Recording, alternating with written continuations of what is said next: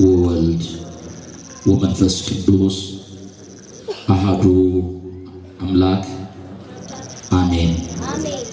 ክቡር አባታችን ቆሞስ አባ ወልደ ሩፋኤል የዚህ ታላቅ ደብር አስተዳዳሪ፣ አበው ካህናት፣ ወሃው ዲያቆናት፣ እግዚአብሔር የሚወዳችሁ የእግዚአብሔር ቤተሰቦች፣ የእናታችን የእመቤታችን የቅድስት ድንግል ማርያም የአስራት ልጆች፣ የመላኩ የቅዱስ ሩፋኤል ወዳጆች እንደምን ከረማችሁ? እንደምን ሰነበታችሁ? እንደምን ቆያችሁ? በቸርነትና በምህረት የጠበቀን እድሜ ለንስሐ የሰጠን በሕይወታችን ላይ ይችን አዲስ ቀን የጨመረልን የአባቶቻችን የቅዱሳን አምላክ ቅዱስ እግዚአብሔር ስሙ ከምድር እስከ አርያም ለዘላለሙ የተመሰገነ ይሁን። የእናታችን የእመቤታችን የቅድስት ድንግል ማርያም አማላጅነት የመላኩ የቅዱስ ሩፋኤል በረከትና ረድኤት አይለየን። ወደ ጌታህ ደስታ ግባ። የማቴዎስ ወንጌል ምዕራፍ 25 ቁጥር 21 ላይ የተጻፈ ኃይለ ቃል ነው። በዚህ ምሽት እግዚአብሔር መንፈስ ቅዱስ በገለጠልን መጠን እኔን ቆሜ እናንተን ደግሞ ተቀምጣችሁ እግዚአብሔር ያስተምረናል። ማን ያስተምረናል? ስሙን ጥሩት። ማን ያስተምረናል? እግዚአብሔር ያስተምረናል። እግዚአብሔር ሲያስተምረን እንለወጣለን። እግዚአብሔር ሲያስተምረን በወይኑ ግንድ ላይ የበቀልን ቅርንጫፎችንና እሱ ሲያስተምረን እናፈራለን። እግዚአብሔር ሲናገር ያዘነ ካለ ይጽናናል። እግዚአብሔር ሲናገር ያለቀሰ ካለ እንባው ይታበስለታል። እግዚአብሔር ሲናገር በኑሮ ላይ ተስፋ የቆረጠ ካለ የኔ ነገር አለቀልኝ፣ ከዚህ በኋላ ዋጋ የለኝም የሚል ካለ የአምላኩን ድምፅ ሲሰማ ተስፋው ይቀጠልለታል። እግዚአብሔር መንፈስ ቅዱስ የሁላችንንም ተስፋ እሱ ይቀጥልልን። ወደ ትምህርታችን ከመግባታችን በፊት በዚህ በወራዊ በቅዱስ ሩፋኤል በዚህ በደብረ ዘይት ቅዱስ ሩፋኤል ለብዙ ጊዜ በዚህ ዕለት እየመጣው የማስተማር ዕድል ገጥሞኛል ከዛሬ 18 ዓመት በፊት። ከዛም በኋላ በመሃል መጥቻ ያገለገልኩባቸው ጊዜዎች አሉ። ይህንን አውደ ምሕረት የተተዋወቅኩት በወንድማችን በመምህር ዘላለም ነው። እሱ ባልቻለ ጊዜ ጉባኤ እዚህ እንደመጣ ከ18 ዓመት በፊት ከሀገር ከመውጣቴ በፊት እየላከኝ እዚህ ጉባኤ ላይ አገለግል ነበር። ብዙዎቻችሁ ታስታውሳላችሁ። ዛሬ በዚህ መልኩ በሱ የእረፍት ምክንያት በመገናኘታችን እጅግ ባዝንም ደግሞ እግዚአብሔር የወደደውን አድርጓልና ለምን ይህንን አደረክ ብለን እግዚአብሔርን ልንከሰው አንችልም። እሱ እግዚአብሔር ነውና ደስ ያሰኘውን ያድርግ ተብሏል። ዋናው የተገኘውበት ምክንያት ለረጅም ዓመታት በዚያ አውደ ምሕረት በየወሩ ሲችል ተገኝቶ የሚያገለግላችሁ ስለሆነ እጅግ ልባችሁ ስለሚያዝን ለማጽናናት አይዟችሁ ለማለት ነው የተገኘሁት። ስለዚህ የምንማርበት የትምህርታችን ርዕስ ወደ ጌታ ደስታ ግባ የሚል ነው። እስቲ በሉ እንደገና ድምፃችሁን ከፍ አድርጋችሁ ወደ ጌታ ደስታ ግባ በሉ። አዎ ይህንን ቃል የመረጥንበት ዋናው ምክንያት እንደ ቤተ ክርስቲያናችን ሥርዓት ይሄ ያለንበት ስድስተኛው የአብይ ጾም ሳምንት ገብርኄር ይባላል። የቃሉ ትርጓሜ መልካም፣ ታማኝ፣ ቅን፣ አገልጋይ የሚል ትርጓሜ አለው። ስለዚህ በቤተ ክርስቲያናችን በዚህ ዕለትና በዚህ ሳምንት የሚነገረው ስለ መልካም አገልጋዮች ስለሆነ ርዕሱን መርጠናል። አንድም ደግሞ ይህንን ርዕስ የመረጥነው በኢትዮጵያ ኦርቶዶክስ ተዋሕዶ ቤተ ክርስቲያን በገጠርና በከተማ በሀገር ውስጥና ከሀገር ውጭ እንደ ሻማ ቀልጦ እንደ ጧፍ ነዶ ደከመኝ ሳይል በተለይ ደግሞ ይህንን ጉባኤ እየተገኘ ያገለግል የነበረ ወንድማችን ወደ አምላኩ ስለሄደ ርዕሱን መርጠናል። ወደ ጌታ ደስታ ምን በል ግባ። ይህንን ቃል የተናገረው ጌታችንና አምላካችን መድኃኒታችን ኢየሱስ ክርስቶስ ነው። ለደቀ መዛሙርቱ በዚያ ለነበሩ ሰዎች ስለ መንግሥተ ሰማያት ለማስተማር ብዙ ምሳሌዎችን አንስቶ አስተምሯል። የባለፈው ሳምንት ወይም ደግሞ አምስተኛው ሰንበት ምን ይባል ነበር? የባለፈው ሳምንት ምን ነበር ስያሜ? ደብረ ዘይት። ያው የከተማችሁ ስም ማለት ነው። ደብረ ዘይት ተብሎ ነው የሚጠራው። በደብረ ዘይት ለደቀ መዛሙርቱ የነገራቸው የማቴዎስ ወንጌል ምዕራፍ 24 ሙሉ ምዕራፉን ስናጠናው ዳግም ለፍርድ ተመልሶ እንደሚመጣ የመምጣቱና የዓለም ፍጻሜ ምልክቱ ምን እንደሆነ ነው ዘርዝሮ የነገራቸው። ከነገራቸው በኋላ የማቴዎስ ወንጌል ምዕራፍ 24 ቁጥር 44 ላይ እንግዲህ ንቁ፣ ከቁጥር 42 ጀምሮ ባለቤት በየትኛው ሰዓት እንደሚመጣ ሌባ ቢያውቅ ኖሮ ተዘጋጅቶ ነቅቶ ይጠብቅ ነበር። ነገር ግን እሱ ባላሰበበት ባልተዘጋጀበት ሰዓት መጥቶ ሌባው ቤቱን ይበዘብዘዋል፣ ይዘርፈዋል። እናንተም እንግዲህ ወቁ፣ የሰው ልጅ በማታስቡበት ሰዓት ይመጣልና ተዘጋጅታችሁ ኑሩ ነበር ያላቸው። እስቲ ንገሩኝ፣ ምን ብላችሁ? ድምፃችሁ አንሶብኛል። ተዘጋጅታችሁ ኑሩ ብሏል። ዳግም እመጣለሁ፣ እናንተ ግን ከእናንተ የሚጠበቀው ተዘጋጅታችሁ ኑሩ ነው ያለው። ለምን እንደሚመጣ ተናግሯል። ይሄ ብቻ አይደለም። በዮሐንስ ወንጌል ምዕራፍ 14 ከቁጥር 1 ጀምሮ ኢየሱስ ክርስቶስ ለደቀ መዛሙርቱ የነገራቸው ቃል አለ። ደቀ መዛሙርቱን እሄዳለሁ ብሏቸው ነበር። ምን እላለሁ? እሄዳለሁ ሲላቸው ልባቸው ታወከ። ይሰሩ የነበረው ሥራ ትተው የተከተሉት አምነውት ነው። ከዋለበት እየዋሉ ካደረበት እያደሩ የአፉን ትምህርት እየሰሙ የእጁን ታምራት እያዩ ኖረው አሁን እሄዳለሁ ሲላቸው ልባቸው ፈራ፣ ብቸኝነት ተሰማቸው። ከዚህ በኋላ ዋጋ የለንም በሚል ተስፋ መቁረጥ ውስጥ ገቡ። እንዲህ አላቸው፣ አይዟችሁ አትፍሩ አላቸው። ምን አትበሉ? አይዟችሁ አትፍሩ፣ በእግዚአብሔር እመኑ፣ በእኔም ደግሞ እመኑ አላቸው። አሁን ቃሉን እንድትነግሩ ይፈልጋለሁ። በማን እመኑ? በእግዚአብሔር እመኑ። ቀጠለና ደግሞ በእኔ እመኑ።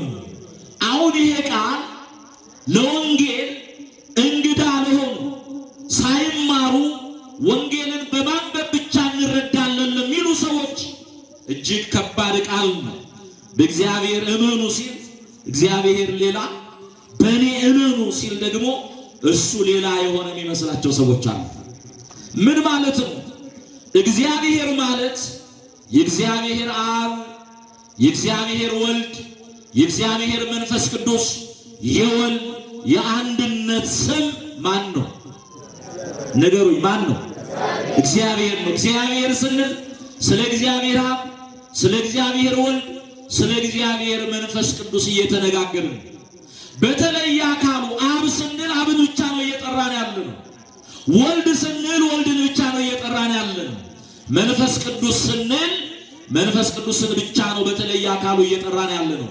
እግዚአብሔር ስንል ግን አብ፣ ወልድ፣ መንፈስ ቅዱስን ነው እየጠራን ያለነው። በእግዚአብሔር እመኑ ማለቱ ኢየሱስ ክርስቶስ በባህሪ አባቴ በእግዚአብሔር አብ ምን በሉ እመኑ፣ በባህሪ ሕይወቴ በመንፈስ ቅዱስ ምን በሉ እመኑ፣ በእኔም ደግሞ ምን በሉ አለ እመኑ። አይዟችሁ አትፍሩ፣ ስፍራ አዘጋጅላችሁ ዘንድ እሄዳለሁ። ምን ንገሩኝ? ምን አዘጋጅላችሁ? ስፍራ አዘጋጅላችሁ ዘንድ እሄዳለሁ። በአባቴ ቤት ብዙ መኖሪያ አለ። እኔ ባለሁበት እናንተ እንድትኖሩ ዳግም ተመልሼ እመጣለሁ፣ መጥቼም ደግሞ እወስዳችኋለሁ ይላል እግዚአብሔር። ስለ ቃሉ የተመሰገነ ይሁን። መጥቼ ምን እላችኋለሁ? እወስዳችኋለሁ። ስለዚህ ይሄ ሁሉ ምንድነው ማለት ነው? ከኔ ጅምር ይሄ ሁሉ መንገደኛ ነው ማለት ነው። አምላካችን ሊወስደን ይመጣል። ምን ሊለን? ለዚህ ነው የሰው ልጅ የሚመጣበት ሰዓት አይታወቅምና ተዘጋጅታችሁ ምን በሏል? ኑሩ አለ። ይመጣል እሱ። በቅዳሴው ላይ ዲያቆኑ ምን ይላል መሰላችሁ? ልባችሁ በሰማይ ይሁን ይላል። ልባችሁ የት ይሁን? በሰማይ ይሁን። ምን ማለት መሰላችሁ? እናንተ ምድራውያን አይደላችሁም። እናንተ በዚህ ዓለም የምትኖሩ አይደላችሁም። ይሄ ዓለም ለእናንተ ጊዜያዊ መኖሪያ ነው። የምትኖሩት በሰማይ ነው። ስለዚህ ልባችሁና ሐሳባችሁ ሁሉ ወዴት ይሁን? አቤት በሰማይ ይሁን። ስንጸልይ ምንድን ነው የምንለው? ጌታችን ስለ ጸሎት ሲያስተምር ስትጸልዩ እንዲህ በሉ። ምን በሉ? አባታችን ሆይ በሰማይ ምን የምትኖር ልዕልናውን፣ ክብሩን፣ ታላቅነቱን ለመግለጥ እንጂ እሱን የሚገድበው ስፍራ ኖሮ አይደለም። ስትጸልዩ እንዲህ በሉ። አባታችን ሆይ በሰማይ የምትኖር በሉ ያለው የእኛን ልብና ሐሳብ ወዴት ለመውሰድ ነው? ወደ ሰማይ ለመውሰድ ነው። በሰማያት የምትኖር ስምህ ይቀደስ ካልን በኋላ ምንድን ነው ምንለው? መንግስት ምን ትበል ትምጣ፣ ለእኔ በልጅነት ልትሰጠኝ ወደ እኔ ትቅረብ ነው። ስለዚህ እመጣለሁ፣ መጥቼ እወስዳችኋለሁ ብሏል። ስለዚህ ሁላችንም መንገደኞች ነን። መቃብርን የሚያህል ስፍራ በስጋ እንጓዛለን። ሰማይን የሚያህል አቀበት ደግሞ በነፍስ እንጓዛለን። ስለዚህ ሁላችንም መምህሮች አይደለም፣ እኔና እናንተም መንገደኞች ስለሆንን ተዘጋጅተን እንጠብቀው። ሰዎች ተዘጋጅተው እንዲጠብቁ በማቴዎስ ወንጌል ምዕራፍ 24 ላይ ከተናገረ በኋላ ምዕራፍ 25ን የምንሄድበት ዓለም ምን እንደሚመስል ያንን ዓለም ደግሞ ለመውረስ እንዴት ሆነን ተዘጋጅተን መኖር እንዳለብን አስተማረን። የማቴዎስ ወንጌል ምዕራፍ 25ን ሙሉውን ቤታችሁ ስትገቡ አጥኑት። ጥቂቱን ግን እንመለከታለን። የማቴዎስ ወንጌል ምዕራፍ 25 ከቁጥር 1 ጀምሮ ያለውን የመጽሐፍ ቅዱስ ክፍል ስንመለከት የመጀመሪያውን ስለ መንግስተ ሰማያት ያቀረበውን ምሳሌ እናገኛለን። እንዲህ ነው የሚለው፣ መንግስተ ሰማያት ሙሽራውን ለመቀበል የተዘጋጁ 10 ቆነጃጅትን ትመስላለች አለ። አሁን እጠይቃችኋለሁ፣ ዝም ማለት አይቻልም። ስንት ቆነጃጅት? 10። ስንት ናቸው? 10 ናቸው። 10ሩም ግን ምንድን ናቸው? ቆነጃጅት ናቸው። ውቦች ናቸው፣ ቆንጆች ናቸው። ስለዚህ በውበት 10ሩም ምን ይላሉ? ይመሳሰላሉ። ውበት የተባለው ሃይማኖት ነው። ምንድን ነው? አሁን እዚህ የተሰበሰብነው ሁላችንም በሃይማኖት ስንት አይነት ነን? አንድ አይነት ነን። ሃይማኖታችን ደግሞ ውብ ናት። ቆነጃጅት የተባለው ቁንጅናቸው ሃይማኖታቸውን ነው የሚገልጠው። ከዛ በኋላ 10ሩ ቆነጃጅት ናቸው ካለ በኋላ 10ን ለሁለት ይከፍላቸዋል። 5ቱ ልባሞች ናቸው፣ 5ቱ ደግሞ ሰነፎች ናቸው። ንገሩኝ፣ 5ቱ ምንድን ናቸው? ልባሞች፣ 5ቱ ደግሞ ሰነፎች። በሃይማኖት አንድ ናቸው፣ ግን 5ቱ ልባሞች ናቸው። ምን ማለት ነው ልባሞች ናቸው ማለት? ሀገራቸው በሰማይ እንደሆነ የሚያስቡ በዚህ ምድር በተድላ በደስታ እንኖራለን ብለው ያልተዘጋጁ ሃይማኖትን ከምግባር ጋር አስተባብረው ሙሽራውን ለመቀበል ሁልጊዜ ተዘጋጅተው የሚኖሩ ናቸው። ሰነፎች የተባሉት ሃይማኖት አላቸው፣ ግን በንስሐ በስጋ ወደሙ በመልካም ነገር ሳይዘጋጁ ስመ ክርስትና ብቻ ይዘው የሚኖሩ ማለት ነው። እዚህ ውስጥ ልባሞች አሉ፣ ሰነፎች ደግሞ እንኖራለን። ስለዚህ እግዚአብሔር ልጆች ውበት ብቻውን ሃይማኖት ብቻውን ወደ ጽድቅ ሊያደርሰን እርግጠኛው ናችሁ ነገሩኝ ምን አይልም አይችልም። ምግባር ሊኖረን ይገባል። እንደገና ቀጠልና ለሁለት የከፈላቸውን ደግሞ አንድ ያደርጋቸዋል። 10ሩም መብራት ይዘው ነበር ይላል። 10ሩ ምን ይዘው ነበር? መብራት ይዘው ነበር። አሁንም መብራት በመጽሐፍ ቅዱስ ብዙ ትርጓሜ ቢኖረው እዚህ ጋር ያለው መብራት የሚያሳየን ሃይማኖትን። ስለዚህ 10ሩ መብራት ይዘው ነበር ማለት 10ሩም ሃይማኖት ነበራቸው ማለት ነው። እንደገና ደግሞ ይከፍላቸዋል። ልባሞቹ ከመብራታቸው ጋር ዘይት ይዘው ነበር ይላል። ሰነፎቹ መብራት አላቸው፣ ነገር ግን ዘይት አልያዙም ይላል። ዘይት የምግባር ምሳሌ ነው። ሃይማኖት ኖሮን ንስሐ ካልገባን በጎ ካልሰራን ስጋውን ካልበላን ደሙን ካልጠጣን ሃይማኖታችን ብቻ ወደ መንግስተ ሰማያት ሊያገባን አይችልም። መብራታቸውን ከዘይት ጋር ይዘዋል። ለዚህ እኮ ነው የእናንተን በጎ ምግባራችሁ በጎ ስራችሁን አይተው በሰማይ ያለውን አባታችሁን ያከብሩ ዘንድ ብርሃናችሁ በሰው ፊት ምን ይበል ይብራ ብሏል። ስለዚህ ሃይማኖት ከምግባር ጋር ስንይዝ መቅረዛችን አይጠፋም፣ መብራታችን አይጠፋም። እነዛ ዘይት ከመብራት ጋር፣ እነዚህኞቹ ደግሞ መብራት ያለ ዘይት ይዘው ሙሽራው በዘገየ ጊዜ እንቅልፍ አላቸው ይላል። አሁንስ እየሰማችሁ ነው? እግዚአብሔር ነቅተን እንድንሰማ ይርዳ። ምን አላቸው? እንቅልፍ አላቸው። ዛሬም እኮ እንቅልፍ ብሎን መጾሙን መጸለዩን መስገዱን በጎ መስራቱን ትተን በኃጢአትና በክፋት አልጋ ላይ የተኛናል። እግዚአብሔር ሁላችንንም ያንቃል።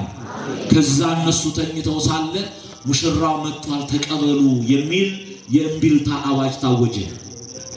መለከቱ ተነፋ፣ ነጋሪቱ ተጎሰመ፣ መደናገጥ፣ ፍርሃት፣ ሽብር ሆነ። የተዘጋጁት ግን በደስታ ሆነው ነጭ ልብሳቸውን ለብሰው መብራታቸውን አብርተው በዝማሬና በሽብሸባ ሙሽራውን ለመቀበል ተዘጋጁ። እነዛ ሰነፎቹ መብራቱ አልበራም አላቸው። ምን ስለሌለው? አቤት ዘይት ስለሌለው። እግዚአብሔር ልጆች እሱ ሲመጣ መብራቱ እንዳይጠፋብን እንጠንቀቅ፣ እንዘጋጅ። አልበራም አለ። ከዛ በኋላ ወደ ልባሞቹ ሄዱና እባካችሁን መብራቱ አልበራም አለም፣ ከዘይታችሁ አበድሩን አውሱን አሏቸው። ልባሞቹ እንዲህ ብለው መለሱ፣ የሱ ቸርነት ካልተጨመረበት እኛ የያዝነው ዘይት ለኛም አይበቃንም፣ ልንሰጣችሁ አንችልም አሉ። ሙሽራውን በመቀበያ ጊዜ ዘይት ፍለጋ ወጡ። ልባሞቹ ከሙሽራው ጋር ወደ ሰርግ ቤት ገቡ።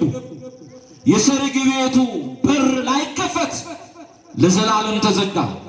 እነዛ ዘይት ፈልገው ሲመጡ በሩ ተዘግቷል። እባክህን ሙሽራው ክፈትልን እያሉ ጮሁ። በሩ ላይከፈት ለዘላለም ምን ብሏል? ተዘግቷል። ጨለማ፣ ጥርስ ማፋጨት፣ መከራ ባለበት በዛው ኑሩ ተባሉ ይላል። እግዚአብሔር ሁላችንንም ከዚህ ይሰውረን። ይህንን ምሳሌ አስተማረ ክርስቶስ። ሲመጣ መብራት ከዘይት ጋር ምግባር ከሃይማኖት ጋር አስተባብሮ መያዝ እንደሚገባ ይሄን በምሳሌ ያስተማረ የእግዚአብሔር ልጆች እግዚአብሔር በአንድም በሌላ መንገድ ያስተምራል። አሁን የወልደ ሰማዕት የመምህር ዘላለም መጠራት ለኔና ለናንተ ትምህርት ነው። በአውደ ምሕረት ቆሞ በተግሳጽ በምክር በኃይል በስልጣን ነገረን። ብዙዎቻችን አልተለወጥም። በኋላ ደግሞ በእንባ አስተማረ። የሚሰማው አጣ። ብዙ ለፋ፣ ድርሻውን ግዴታውን ተወጣ። እግዚአብሔር ደግሞ ስራውንና ክብሩን የገለጠለት ካለፈ በኋላ እሱ በሕይወት እያለ ይሄን ሰራው ብሎ አያወራም። ጥቂት ሰርተው እኮ ብዙ የሚያስነግሩ ሰዎች አሉ አይደለ? ምን ነው ዝም አላችሁ? 100 ሰው መግበው እኮ የ100,000 ወር የሚያወሩ ሰዎች እኮ አሉ። እሱ ግን ብዙ ነገሮችን እየሰራ ስራውን ሰዎች እንዲያዩት ሳይሆን እግዚአብሔር እንዲያይለት ፈለገ። በቃ በዚህ ዘመን ልውሰድሃልና ከሊቅ እስከ ደቂቅ ከላይ ካሉት ጀምሮ እስከ ታች ያሉትን በቁሙ ካስተማረው ትምህርት በላይ ይሄው እስከ ዛሬዋ ቀን በሞቱ ማን እያስተማረ ነው? አቤት! በመምህር ዘላለም ዕረፍት እግዚአብሔር እያስተማረ ነው። አሁን የዚህ የቢሾፍቱ ምእመናን የሱ የወንጌል ዕዳ አለባችሁ። በዚያ አውደ ምሕረት ላይ ቆሞ አስተምሯል።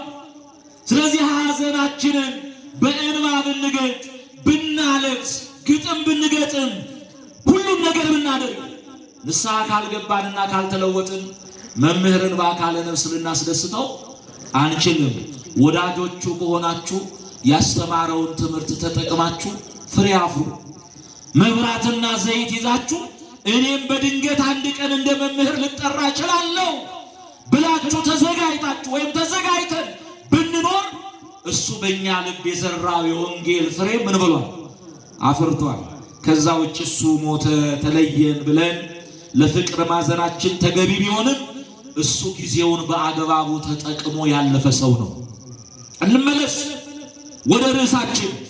ይሄንን ምሳሌ ከጨረሰ በኋላ አሁን የተረኩላችሁ ምሳሌ የማቴዎስ ወንጌል ምዕራፍ 25 ከቁጥር 1 እስከ 13 ያለውን ሁለተኛውን ምሳሌ አይተን ትምህርታችንን እንሰበስባለን። ቅድም ካህኑ አባታችን እዚህ ያነበቡት የማቴዎስ ወንጌል ምዕራፍ 25 ቁጥር 14 ጀምሮ እንዲህ ነው የሚለው። አንድ ጌታ አንድ ባለጠጋ ሰው ወደ ሩቅ ሀገር ሊሄድ አሰበ ይላል። ክርስቶስ ነው በምሳሌ የተናገረው። ወዴት ሊሄድ? እስቲ ንገሩኝ። ወዴት ሊሄድ? ወደ ሩቅ ሀገር ሊሄድ። ቅድም ነግሬያችኋለሁ። የኔ መሄድ ነው የሚሻለው። እኔ የሚሄደው ስፍራ ላዘጋጅ ነው። ከሄድኩ በኋላ ተመልሼ ምን እላለሁ ብሏል? እመጣለሁ። መጥቼ ደግሞ እወስዳቸዋለሁ፣ ከኔ ጋር እንድትኖሩ እወስዳቸዋለሁ ብሏል። ስለዚህ ሊሄድ ሎሌዎቹን አገልጋዮቹን ጠራቸው ይላል። የሚጠሩ አደራ የሚቀበሉ አገልጋዮች ነበሩ ማለት ነው። እኔና እናንተም አምላካችን የሰጠን አደራ አለ። ልጆቼ ከሆናችሁ የኔ መሆናችሁ የሚታወቀው በዚህ ነው ብሎ እንዴት መኖር እንዳለብን አደራ ሰጥቶን ሄዷል። ስለዚህ አደራ ሊሰጣቸው ሎሌዎቹን ወደሱ ጠራ። ሀብት አለው፣ መክሊት አለው። ንፉግ ጌታ አይደለም። ያለውን ሰጥቶ ነው የሄደው። ካዝና ውስጥ ቆልፎበት አልሄደም። ከዛ ጠራና ለእያንዳንዱ እንደያቀማቸው ሰጣቸው ይላል። እንደየምናቸው አያችሁ፣ ደግ አባት ነው። ጨካኝ አይደለም፣ ሩሩህ አባት ነው። ለእያንዳንዱ እንደ አቅማቸው የልጆቹን አቅም ያውቃል። ያለ አቅማቸው ቀንበር የሚጭን አይደለም። መልካም ጌታ ነው። ዛሬ እኮ ያለ አቅማችን የተጫነብን እኮ ብዙ ቀንበር አለ። የለም? ምን ነው ዝም አላችሁ? የለም እንዴ? የቆምነው እኮ እውነት በሚነገርበት አውደ ምሕረት ነው። ያለ አቅማችን የተጫነብን ቀንበር አለ። ያንን ለመዘርዘር አሁን ጊዜ የለኝም። ይገባቸዋል። የሰጣቸው መክሊታቸውን እንደየመናቸው እንደያቀማቸው 100,000 ብር ስራ እየሰሩ 200,000 ብር ግብር የሚጠየቁ ሰዎች የሉም አሉ። እሱ ግን እንደያቀማቸው ሰጣቸው አለ። ለአንዱ 5 መክሊት፣ ለሌላኛው ለሁለተኛው ደግሞ 2 መክሊት፣ ለሶስተኛው ደግሞ ስንት ሰጠ? 1 መክሊት ሰጠ። እኔ ተመልሼ እስከምመጣ ድረስ በሰጠኋችሁ በዚህ መክሊት ሰርታችሁ ነግዳችሁ አትርፉ አለ። እንዲሁ አይደለም አትርፉ ያለው፣ ማትረፊያውን የሚሰሩበትን ሰጥቷቸው ነው። ለስም አጠራሩ ክብር ምስጋና ይግባው። እዛ በኋላ ከብዙ ጊዜ በኋላ ሊቆጣጠራቸው ተመልሶ መጣ ይላል። ምን ሊላቸው? እስቲ ነገሩ ምን ሊላቸው? ሊቆጣጠራቸው ተመልሶ መጣ። አምላካችን እኛንም ሊቆጣጠረን ተመልሶ ይመጣል። ይሄንን ማሰብ አለብን። ሊቆጣጠራቸው ተመልሶ መጣ ነው የሚለው።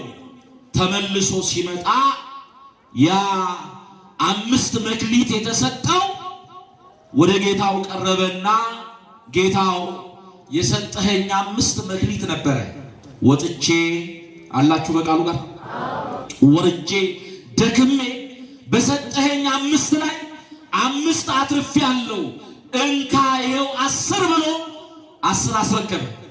ጌታው እንዲህ አለው፣ አንተ ታማኝ አገልጋይ አለው። አንተ ምን አለው? ታማኝ አለው። የተሰጠውን መክሊት በአግባቡ ያተረፈበት ታማኝ ነው። እኔና እናንተ አሁን እሱ ቢመጣ ስንቶቻችንን ታምነን እየጠበቅ ነው ያለ ነው? ታማኞች ነን? በተሰጠን መክሊት አትርፈናል? አላተረፍንም? እንደው ምን ያህል እምነት አጉዳዮች አደራ ባዮች መሆናችንን በአንድ ነገር ብቻ ልጠቁማችሁ። ስንቶቻችን አስራታችንን ለእግዚአብሔር ታምነን እናወጣለን? እንደው አሁን ሌላውን ትተን አስራት ማለት ምን ማለት ነው? ከ10 አቤት 10ን የሰጠ ማን ነው? ዝም አላችሁ። የምትነግዱበት ገበያ አይደለም። ማን የሰጣችሁ? ምን ሰራውን ስራ የሰጠ፣ የምንሰራበትን ዕውቀት የሰጠ፣ የምንሰራበትን ጤንነትና ጉልበት የሰጠን እግዚአብሔር እኔ 10 ልስጣችሁና አንዱን ለኔ ምን በሎኛል? 9ን ውሰዱና አንዱን ስጡኛል። አንድ ለመስጠት እንኳን ታማኞች አይደለም። በ10ሩ ላይ በአንዱ ላይ ብንታመን በሺው ላይ በ100 ሺው ላይ ምን ይለናል? ይሾመናል። ነገር ግን በረከት ያጣነው ለእግዚአብሔር ታማኞች ስላልሆነ በጥቂቱ ታምነሃል አለ። ምን አለ በጥቂቱ እኔና እናንተ ብንታመን? የመቅደሱ አገልጋዮች በአውደ ምሕረት የምንቆመው ሁላችንም ለእግዚአብሔር ታማኞች ልንሆን ይገባል። በጥቂቱ ታምነሃልና በብዙ ላይ ሾማለሁ። እስቲ ቃሉን በሉት አንድ ላይ። እሺ ተከተሉኝ። በጥቂቱ ታምነሃልና በብዙ ላይ ሾማለሁ። አሁን ብዙ እንመኛለን እግዚአብሔር እንዲባርከን፣ ብዙ ምኞት አለ። ምኞት ብቻውን ወደ ትልቅ ከፍታ ሊያደርሰን አይችልም።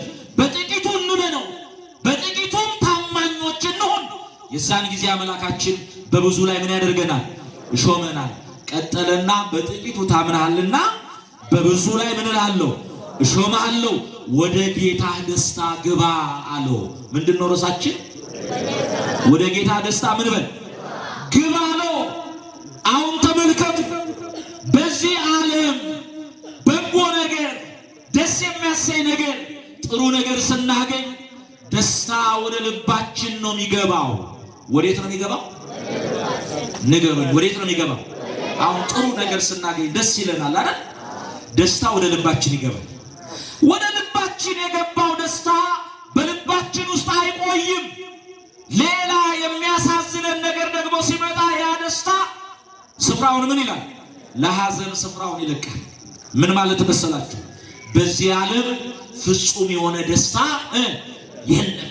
በዓለም ላይ ፍጹም የሆነ ደስታ ቢኖር ኖሮ ገነት መንግስተ ሰማያትን አንናፍቅም። እኔ በራሴ ሕይወት ልንገራችሁ። አሁን የምኖረው ነው አሁን የማገለግለው አገልግሎት በልጅነቴ እመኘው ከነበረው 10 እጥፍ ይበልጣል። ግን የማስበው ደስታ ላይ አልደረስኩም። ለምን? አትርፌበታለሁኝ ይሄውና ብሎ 4 አስረከበ። ስንት አስረከበ? የተሰጠውን መክሊት ምን አለበት? አተረፈበት። ለኔና ለእናንተ እግዚአብሔር እኮ መክሊት ሰጥቶናል። ማንም ያለ መክሊት ማንም ያለ ጸጋ የተፈጠረ የለም። እንደው ከተሰጠን የጸጋ ስጦታ መካከል አንዱን ብቻ ልንገራችሁ። አንዱን ብቻ። እኔና እናንተ የልጅነት ጸጋ ተሰጥቶናል። የምን? እስቲ ነገሩኝ ሁላችሁም። የምን? የልጅነት ጸጋ ተሰጥቶናል። እዚህ ውስጥ ባሪያ የለም። ሁላችንም ልጆቹ ነን። በ40 እና በ80 ቀን ከማኅፀነ ዮርዳኖስ ከአብራ ከመንፈስ ቅዱስ በጸጋ ተወልደን የእግዚአብሔር ልጆች ተብለናል። ሁላችንም የማ ልጆች ነን? እስቲ ነገሩ የማ ልጆች ናቸው? እዚህ ውስጥ ባሪያ የለም። አባት አለን። ያ አባት ደግሞ የማያዳላ እውነተኛ አባት ነው። ለስም አጠራሩ ክብር ምስጋና ይግባው። እውነተኛ አባት ነው። ስለዚህ እዚህ ውስጥ ልጆች ነን። ማንም ባሪያ የለም። ለዚህ እኮ ነው አባት ብለን የምንጮህበት የምንጠራበት የልጅነት ስልጣን ተሰጠን ይላል ቅዱስ ጳውሎስ። ራሱ ክርስቶስን ስትጸልዩ እንዲበሉ አባታችን ሆይ በሉ። ማን በሉ? አባታችን። ስለዚህ የልጅነት መብት ተሰጥቶናል። ልጅ ደግሞ የጌታውን ርስት የመውረስ የአባቱን ርስት የመውረስ ምን አለው? መብት አለው። አሁን መንግስቱን የመውረስ መብት አለው። ግን መንግስቱን ለመውረስ የልጅነት ግዴታችንን መወጣት አለብን። መልካም ልጅ ለአባቱ ይታዘዛል። እኛም መልካም ልጆች ሆነን ለአባታችን ለአምላካችን እንታዘዝ፣ እንደ ቃሉ እንኑር፣ እሺ እንበለው። እሺ ብለን እንድንኖር እግዚአብሔር ሁላችንን ይርዳል። በመክሊታችን እናትረፍበት። አሁን መክሊት ሲባል ወይም አገልግሎት ሲባል በመቅደሱ ገብቶ ቅዳሴ መቀደስ፣ በቅኔ ማህሌቱ ላይ ማህሌቱን መቆም፣ በአውደ ምሕረቱ ላይ መስበክ መዘመር ብቻ አይደለም። ሁላችንም አገልጋዮች ነን። ንገሩኝ፣ ምንድነው? ምንድነው ያልኳችሁ? ሁላችንም አገልጋዮች ነን። ሁላችንም ካህናት ነን እያልኳችሁ አይደለም። በመሰረቱ ተክህነ ማለት አገለገለ ማለት ነው። ካህን ማለት ምን ማለት ነው? አቤት አገልጋይ ማለት ነው። ቅዱስ ጴጥሮስ እናንተ ሁላችሁም ካህናት ናችሁ የሚለውን አንዳንድ ወገኖቻችን ወስደው ሁላችንም ቀሳውስት ነን ብለው ያስባሉ። ወንዶቹም ሴቶቹም ሌላ ቦታ ሁላችንም ካህናት ነን ማለቱ ሁላችንም አገልጋዮች ነን ማለት ነው። ነገር ግን የክብር የማዕረግ የጸጋ ልዩነት አለ። ሁላችንም አገልጋዮች ነን። ሁላችንም በተሰጠን አገልግሎት ብናገለግል ማህሌታዊው ማህሌቱን ቢቆም፣ ቀዳሹ ቢቀድስ፣ ሰባኪው ቢያስተምር፣ ዘማሪው ቢዘምር፣ ሌላው ደግሞ ይሄ ጸጋ የሌለው ግቢውን ቢጠርግ፣ ወንበሩን ቢደረድር፣ በጉልበቱ በገንዘቡ በእውቀቱ በአቅሙ ቢያገለግል የሁላችንም ደሞዝና ዋጋ አንድ አይነት ነው። ስንት አይነት ነው? አሁን 5 ያተረፈውን ሰው ምን ነበር ጌታው ያለው? በጥቂቱ ታምናሃልና በብዙ ሾመሃለሁ፣ ወደ ጌታ ደስታ ምን በል ግባ ነው ያለው። አሁንም 2 አትርፎ 4 አድርጎ ለሰጠውም ሰው ያለው አንተ ታማኝ አገልጋይ ነው ያለው። በጥቂቱ ታምናሃልና በብዙ ላይ ምን እልሃለሁ እሾመሃለሁ፣ ወደ ጌታ ደስታ ምን በል ግባ ነው። ለሁለቱም የተሰጣቸው ሽልማት ስንት አይነት ነው? አንድ አይነት። ያንና 5 ስላተረፈ ይሄና 2 ብቻ ስላተረፈ የተለያየ ክብር አይደለም፣ ሽልማት አይደለም የተሰጣቸው። መጀመሪያ መክሊቱን የሰጣቸው እንዳቀማቸው። ስለዚህ ይሄን ከልቡ ባቅሙ አገልግሏል፣ ወደ ጌታው ደስታ ምን ብሏል ገብቷል። የመጨረሻውና 3ኛው ቀረበ ወደ ጌታው። አንተ አለው ጨካኝ መሆንህን ስላወቅኳል። አያችሁ፣ በምንድን ነው የጀመረው? ሰውዬ በስድብ ነው የጀመረው። ምን ስለሆነ? አሁን ጌታውን በሰራው ስራ ስታዩት ጨካኝ ነው? ጨካኝማ ቢሆን ምንም መክሊት ሳይሰጥ የትም ጉድጓድ ገብታችሁ ሰርታችሁ አትርፋችሁ ጠብቁኝ ቸር ስለሆነ ግን የሚሰሩበትን ጸጋ ምን ብሏቸዋል? ሰጥቷቸዋል።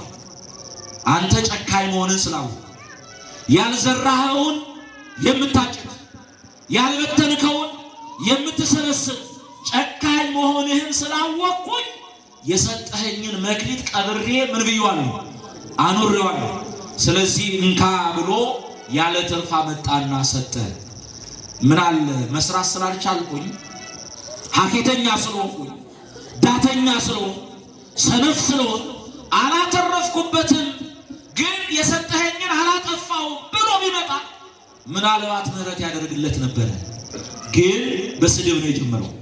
ጨካኝ ነህ፣ ያልዘራኸውን ነው የምታጭደው፣ ያልበተንከውን ነው የምትሰበስበው ብሎ ተናገረ። እንግዲያውስ ያልዘራሁትን የማጭድ ያልበተንኩትን የምሰበስብና ጨካኝ መሆኔን ብታውቅ ኖሮ የሰጠኸውን ምን ታደርግበት ነበር? ታተርፍበት ነበር። አልያም ደግሞ ለሚያተርፈው ለሌላኛው ወስደህ ምን ትል ነበር? ትሰጠው ነበር። ይህንን ካለ በኋላ ሎሌዎቹን ጠራና ከሱ ላይ ያለውን መክሊት ውሰዱና ለባለ አስሩ ጨምሩለት። አይዟችሁ ጨርሻለሁ ትምህርቴ። ለባለ አስሩ ምን በሉ? ጨምሩለት። ላለው ይሰጠዋል፣ ለሌለው ደግሞ ያለው ያኛው ይወሰድበታል። ወደ ውጪ ይህንን ሐኬተኛ ውሰዱና ጨለማና ጥርስ ማፋጨት ወዳለበት ጣሉት ተባለ ይላል። እግዚአብሔር ሁላችንንም ከዚህ ይሰውር። ይህ ሰውዬ የተሰጠውን ሊያተርፍበት ይገባ ነበር። ዛሬም የተሰጣቸውን መክሊት ቀብረው የሚያኖሩ አሉ። ምናልባት እዚህ ካላችሁ ስሙኝ። ነገር ግን አብዛኛዎቹ መክሊት ቀባሪዎች እንዲህ ባለ ጉባኤ ተገኝተው ቃሉን የመስማት እድል የላቸውም። ለምሳሌ አንድ ነገር ልንገራችሁ። ለባለ ሀብቶች ሀብትን የሰጠ ማን ነው? ስሙን ጥሩ። ማን ነው? ምናልባት ይህን የምትሰሙ ባለጠጎች ካላችሁ በአውደ ምሕረቱ ባትኖሩ እድል ገጥሟችሁ ቴክኖሎጂውን ተጠቅማችሁ የምታዳምጡ ባለጠጎች ካላችሁ እግዚአብሔር ያን ሀብት የሰጣችሁ መክሊት አድርጎ ነው እንድታተርፉበት። አንዳንዶች በሀብታቸው ትልልቅ ፎቅ እየሰሩ መስራት አይገባም እያልኳችሁ አይደለም። በባንክ ገንዘባቸውን እያከማችሁ ሀብት እየሰበሰቡ ከደጃቸው ብዙ ድሆች ወድቀው እየተራቡ የሚያልፉ ባለጠጎች አሉ። ስለዚህ በመክሊታቸው ምን አላሉ? አላተረፉም። ባለስልጣኖች በስልጣናቸው በጎ ሰርተው መክሊት ሊያተርፉ ሲገባ በስልጣናቸው መክሊት ሳያተርፉ የሚያልፉ ባለጠጎች አሉ። ጠቢባን ዕውቀት የተሰጣቸው በዕውቀታቸው መክሊታቸውን ማትረፍ ሲገባ ለወገኖቻቸው ሳያደርጉ እንደያዙት ወደ መቃብር የሚወርዱ አሉ። እዚህም የተሰበሰበ ነው። እንደያቀማችን የእግዚአብሔርን ቤት ለማገልገል እሱን ለማገልገል በተሰጠን መክሊት ማትረፍ እየቻል ያላተረፍን ሰዎች አሉ። እሱ የሚናገረውን አንድ ነገር እንመልከት። በዮሐንስ ወንጌል ምዕራፍ 12 ቁጥር 26 ላይ ኢየሱስ ክርስቶስ እንዲህ ይላል፣ የሚከተለኝ ቢኖር ይላል። ምን የሚለኝ? ከኔ ጭምር ይሄ ሁሉ የማ ተከታይ ነው? የክርስቶስ ተከታይ ነው። ለዚህ ነው ክርስቲያን የተባለው። የሚከተለኝ ቢኖር የሚያገለግለኝ ቢኖር ይከተለኝ ነው። ምን የሚለኝ? የሚያገለግለኝ ቢኖር ምን ይበል? ስለዚህ የምንከተለው ልናገለግለው በመክሊታችን ልናተርፍ ነው። ከዛ ምን ይላል? የሚያገለግለኝ ቢኖር ይከተለኝ፣ እኔ ባለሁበት አገልጋዬ ደግሞ ይኖራል አለ። የሚያገለግለኝም ቢኖር አብ ያከብረዋል አለ። የሚያገለግለኝ ቢኖር ምን ይበል? ይከተልኛል። ስለዚህ እያገለገል ነው እንከተል። ምን እያለን እያገለገል ነው? ምን እንበል? እኔ ባለሁበት አገልጋይ ይኖራል። እሱ በዚህ ዓለም አገልጋይ ነበረ። ክርስቶስ ጎባጣ አቅርቷል፣ ለምጽ አንጽቷል፣ የታመሙትን ፈውሷል፣ ሙታን አስነስቷል፣ አበርክቶ መግቧል፣ እግር አጥቦ አገልግሏል። የሰው ልጅ ሊያገለግል ነፍሱንም ለብዙዎች ቤዛ ሊሰጥ እንጂ እንዲያገለግሉት አልመጣም። በዚህ ዓለም አገልግሎት ምን አይነት እንደሆነ ነግሮን ሄደው። ስለዚህ እኛም በማገልገል መክሊታችንን ካተረፈን ይመጣል። ሲመጣ እንደ ስራችን ይከፍለናል። ይሄንን ሳስለመሸ እኛም ገና ወደ አዲስ አበባ ስለምንገባ ይበቃናል። ይሄንን የመጨረሻውን ቃል አይተን ትምህርታችንን እንሰበስበዋለን። ምንድነው የሚለው? እነሆ በቶሎ እመጣለሁ ይላል ራዕየ ዮሐንስ ምዕራፍ 22 ቁጥር 12 ላይ። እስቲ በሉ እነሆ በቶሎ እመጣለሁ። ለእያንዳንዱም እንደ ስራው መጠን እከፍለው ዘንድ ይላል። እንደምኑ መጠን? እንደ ስራው መጠን እከፍለው ዘንድ ዋጋዬ ከኔ ጋር ነው ይላል። ስለዚህ አምላካችን ይመጣል።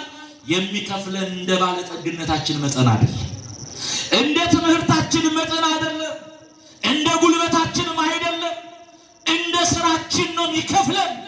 ስለዚህ እሱ ሲመጣ በፊቱ ለመቆም ኑ እናንተ የአባቴ ብሩካን ለመባል በመክሊታችን በተሰጠን ጸጋ ልናተርፍ ይገባል። ከመምህር ዘላለም ሕይወት የተማርነው ይሄንን ነው። ባለ ዘመን ሰርቶ አገልግሎ አትርፎ ማለፍን አስተምሮናል።